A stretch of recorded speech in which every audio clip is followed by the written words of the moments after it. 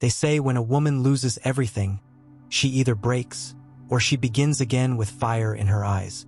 For Naomi Mwend, the fire was not a metaphor. It was real.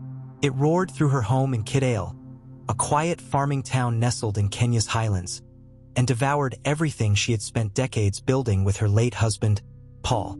The flames danced like cruel spirits, licking up wedding photos, her collection of teaching awards, and every corner of warmth that once made the house a home. The neighbors came with buckets. They shouted prayers. They cried. But it was too late. Naomi stood barefoot in the dust at dawn, wrapped in a blanket from a neighbor, staring at the smoking skeleton of her house. 49 years old, childless, widowed, and now homeless. And yet, even then, something in her spirit remained still, quiet, waiting, like the calm before a second storm.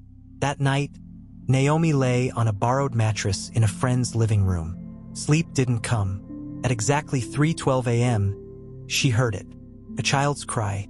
It wasn't inside the house. No one else stirred. She sat up, heart thudding. The cry came again. Soft, distant, almost like a dream. Then a second cry. Then a third. 3 separate cries.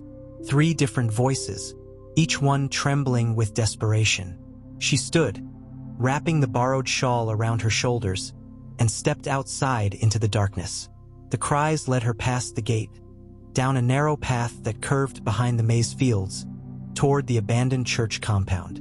The church had been closed for over a year, its steeple cracked, its bell silenced. But tonight, it held something new. 3 babies, one wrapped in a faded blue towel, barely a few days old.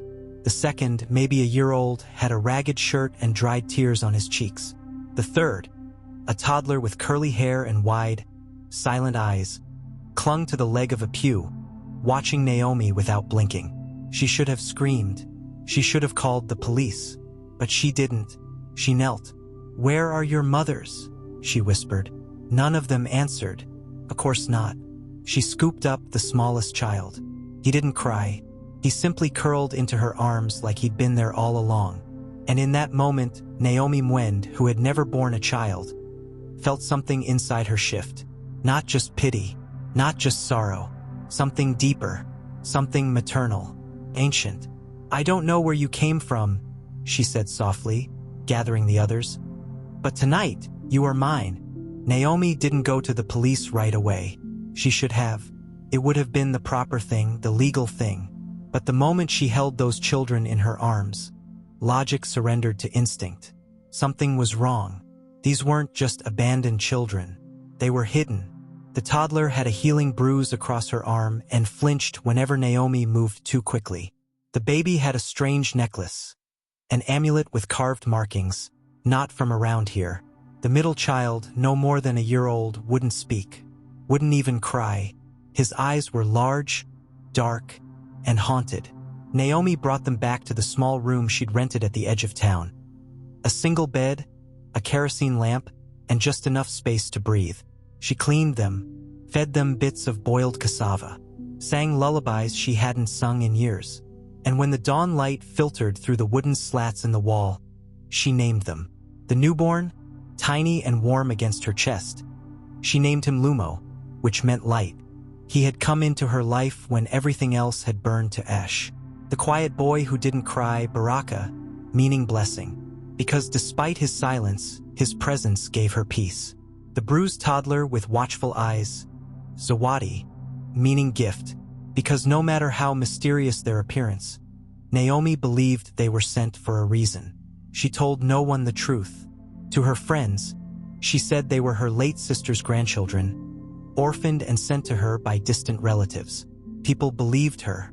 She had always been trusted, but someone didn't. 3 days later, a man knocked on her door.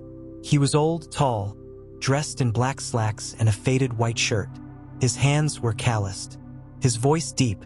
"I'm Pastor Joshua," he said. "I used to watch over that church." Naomi stiffened. "The church is abandoned. Not to everyone." He looked past her into the room, where Lumo was asleep in a basket. "I heard children's voices there a few nights ago." She said nothing. Pastor Joshua's eyes settled back on her face. You should be careful. That place, things have happened there. Things most have forgotten. Are you warning me? Naomi asked. I'm reminding you. He stepped back from the doorway. Some doors, once opened, do not close. And then he walked away, disappearing down the dusty road as if he'd never been there. Naomi didn't sleep that night, but the children did. Zawadi had begun humming when she played the radio. Baraka sat beside her while she boiled rice, silent but alert, and Lumo had started to smile in his sleep. Despite everything, they felt like hers. Still, the unease lingered. Then, on the seventh night, another letter appeared. Slipped under the door, handwritten in red ink. Don't register them. You don't know who's looking. Or why. She stared at it for a long time. Her hand shook not from fear, but from rage. Who would threaten children? Why? She was halfway through crumpling the paper when something clicked in her memory. Red ink. A sermon. Years ago. Her husband Paul had once attended a religious gathering, a strange one, and returned with flyers written in red ink. He said they were warnings from watchers. Naomi thought it was nonsense. She never asked again. Until now. Could it be connected? She needed answers. But where would she even begin? Naomi folded the letter and hid it beneath a loose floorboard. These are my children now, she whispered as the candle flickered beside her. I don't care what you are, or who you belong to. You are mine. But the universe has a way of responding when someone makes a claim like that. The very next morning, she found it. A single footprint in front of her door. Not from her, not from a child. A large, muddy footprint that led to her doorstep, but not away from it. The muddy footprint was impossible to ignore. It was fresh, smeared across the cracked earth outside Naomi's door. Not a child's, no. Too large, too deep, like someone heavy had stepped deliberately and then stayed. Naomi's heart pounded. She scanned the horizon, but the village was quiet. Just the wind rattling dry leaves. Inside, the children slept, unaware of the tension gripping their new mother. She locked the door and checked every window twice, then sat in the dim candlelight, clutching Baraka's hand. What are you hiding? She whispered to the silent boy. Baraka looked up at her, eyes wide but empty. Days passed with no further signs. Naomi tried to forget the footprint, but the feeling of being watched didn't fade. Every night she heard faint sounds, whispers carried on the wind, shadows flickering beyond the door. One evening, Pastor Joshua returned. You shouldn't keep them here, he warned. Those children, there's a reason they were left where no one would find them. Naomi's fists clenched. Why won't you tell me what you know? He hesitated, then pulled from his coat a faded newspaper clipping. The headline, Mysterious Disappearances Near Abandoned Church. The article described children, 3 of them, vanishing without a trace over the last 5 years. Each case shared chilling similarities. No witnesses, no clues, just a cold silence that followed. Naomi's blood ran cold. These children, are they connected? She asked. Joshua nodded grimly. Some say the church is cursed, that dark forces protect it. That children left there aren't just abandoned. They're chosen. Chosen for what Naomi wanted to scream. But instead, she whispered, I chose them. Joshua's eyes softened. You have courage, but this is bigger than you know. That night, Naomi dreamed. She was standing in the ruins of her burnt home. Flames rose higher than the trees, and in the smoke, she saw 3 faces, Lumo, Baraka, and Zawadi, looking at her. Their eyes glowed with a strange light.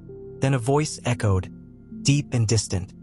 Protect us or lose us. Naomi woke gasping.